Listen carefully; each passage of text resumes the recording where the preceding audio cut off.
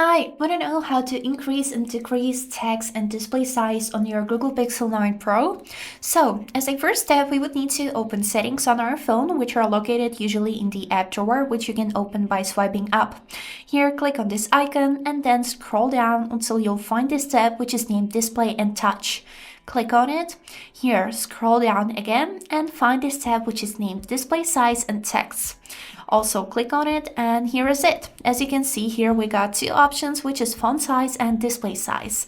And to make it bigger or smaller, we would need to use these two buttons, which is plus and minus. Plus will increase it, minus will decrease it. So I would like to make the font size a little bit bigger like this. And then here we can also adjust the display size. So I'll click 2 times plus so everything can be bigger and better visible. And this is it how it looks. To save the changes, simply click on this arrow at the left upper corner and that's it. I hope this video was helpful and thank you for watching.